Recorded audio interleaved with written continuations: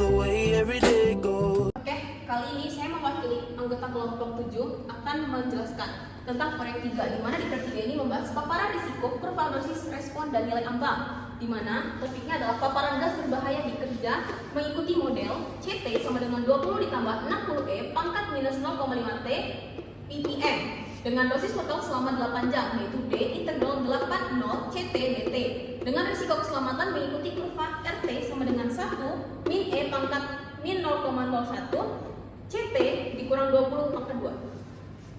3.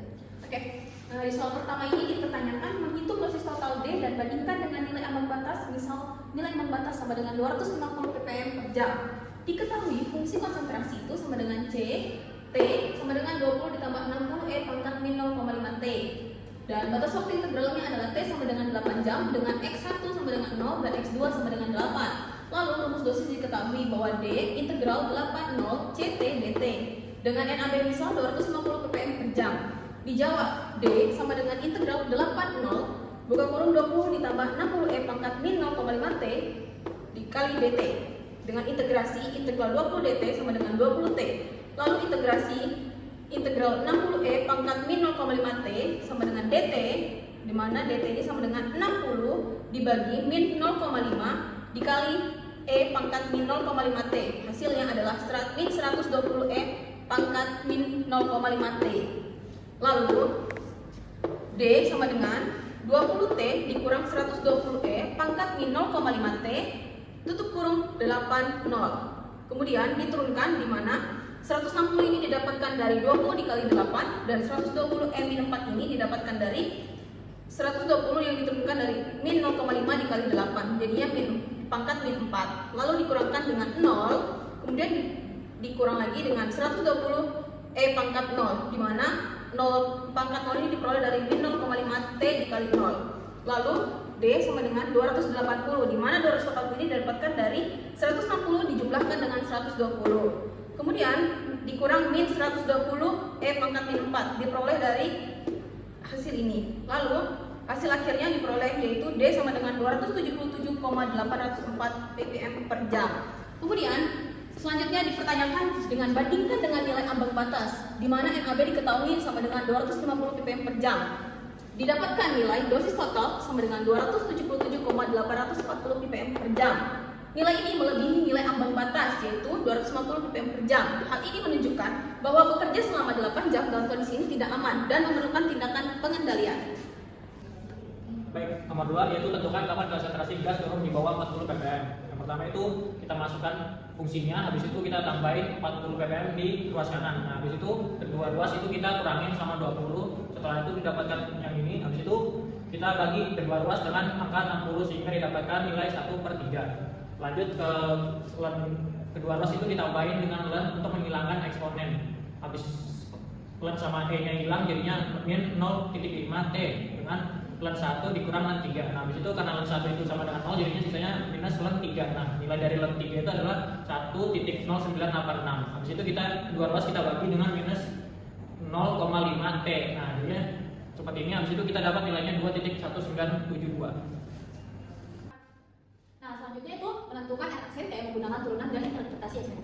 Nah, ada pemodelan risiko yaitu RT sama dengan 1 kurang E pangkat min 0,01 CT kurang 20 pangkat 2. Nah, setelah itu disubstitusikan, di mana CT kurang 20 sama dengan 60 E pangkat min 0,5 T, sehingga didapatkan RT sama dengan 1 kurang E pangkat min 36 E pangkat T yang didapatkan dari CT kurang 20 sama dengan 60 E pangkat min 0,5 T, di mana CT kurang 20 pangkat 2 sama dengan 3600 E min T.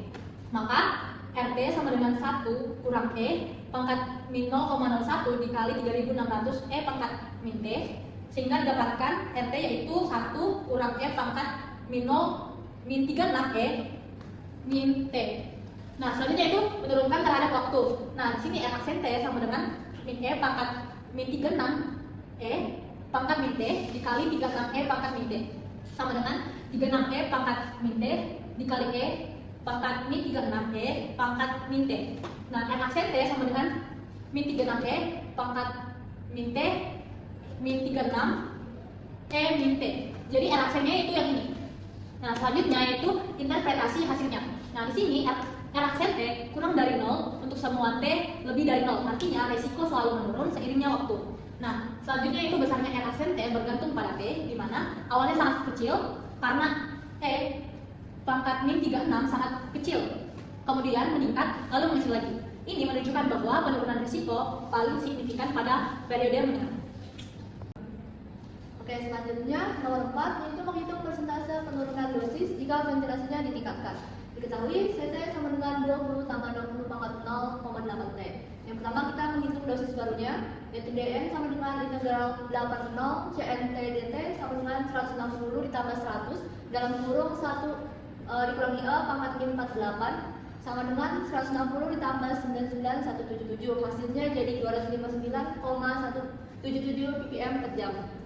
Yang kedua, dosis awalnya D itu sama dengan 277,804 diturunkan jadi delta D sama dengan 277,804 dikurangi 259,177 sama dengan 18,627. Persentase penurunannya jadi 18,627 dibagi 277,804 dikali 100% hasilnya 6,70%. Jadi dosis barunya itu 25,977 yang melebihi nilai ambang batasnya 250. Sekian. Jadi rekomendasi rekayasa keselamatan yang perlu diterapkan adalah 1. Meningkatkan ventilasi lebih besar lagi dan dosis turun hingga di bawah 250 ppm.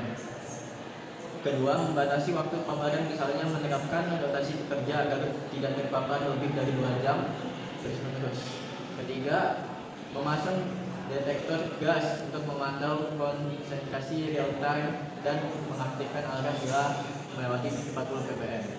Keempat, memperbaiki kontrol kebocoran dan sistem exhaust agar konsentrasi awal tidak setinggi 60 ppm. Kelima, menggunakan APD pernapasan sebagai perlindungan tambahan selama perbaikan sistem berlangsung.